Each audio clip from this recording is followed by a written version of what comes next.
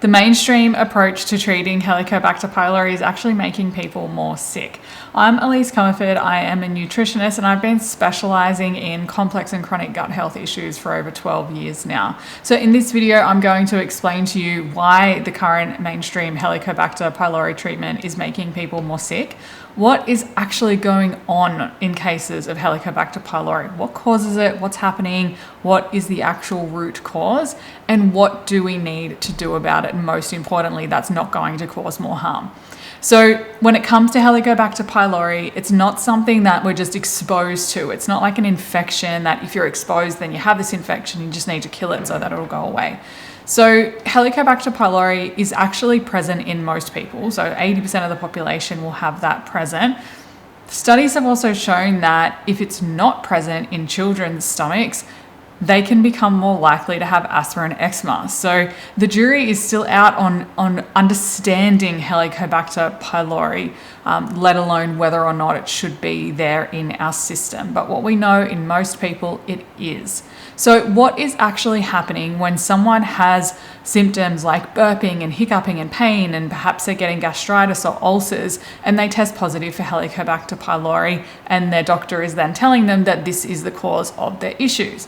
What is actually happening is that the first problem is the health of the stomach. So if stomach acid is low, then things can overgrow in the stomach in a way that can then cause problems. So just because something can cause problems when it overgrows doesn't mean its presence is always a problem. Candida is an example of this. We actually need Candida present in our body. It breaks down any food left over in our digestive system.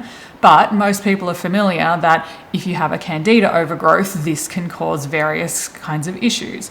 So Helicobacter pylori is the same. It is opportunistic. If it overgrows to an extent where it can start causing an issue in a compromised system, that is when we start seeing problems. So the problem didn't start with Helicobacter pylori. The problem started with a compromised system, a compromised stomach. So low stomach acid, that means things like Helicobacter pylori can overgrow. When they overgrow, they start inflaming the lining of the stomach. So when I say stomach, I mean what is at the end of our esophagus. So it goes esophagus, stomach, and then into our small intestine and large intestine. So this is actually in the stomach.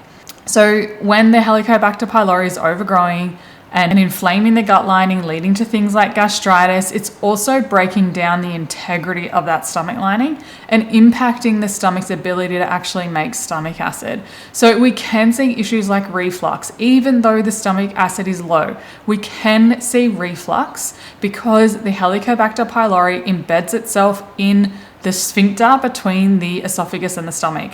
This is meant to just be a one-way street. We should not have any movement of food from the stomach to the esophagus or fluids or acids.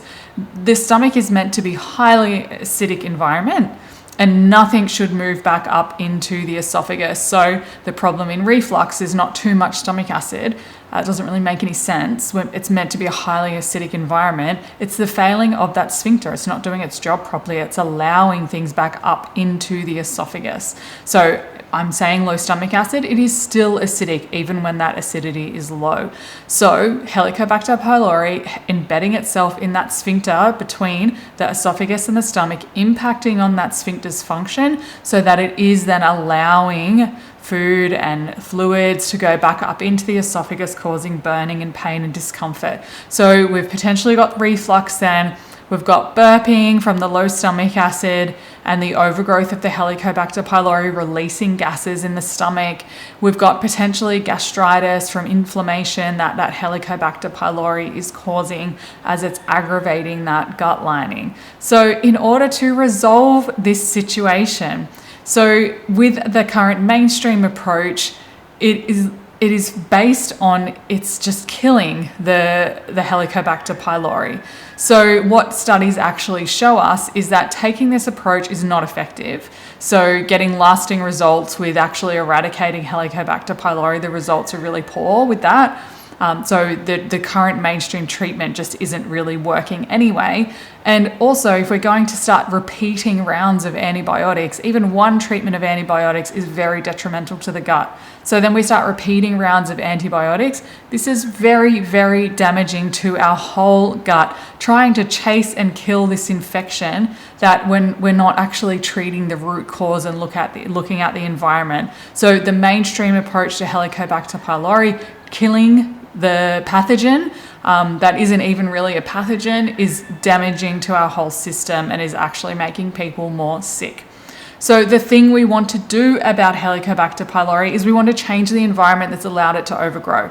So if we deal with the low stomach acid, we improve the health of the stomach, then the Helicobacter pylori can't be overgrown and causing an issue there. So in cases of Helicobacter pylori overgrowth, our focus is on settling and calming inflammation in the gut and then starting to build that stomach acid. As we start building that stomach acid, we'll often see symptoms like burping increase, gas increase, some feelings of nausea increasing because there is die-off happening. We want to increase that health of the stomach, soothing, healing, repairing, building the stomach acid so we're actually repairing the environment that let it overgrow in the first place. If you have found this helpful, please hit like and subscribe, and please comment below and I'll come back and answer questions.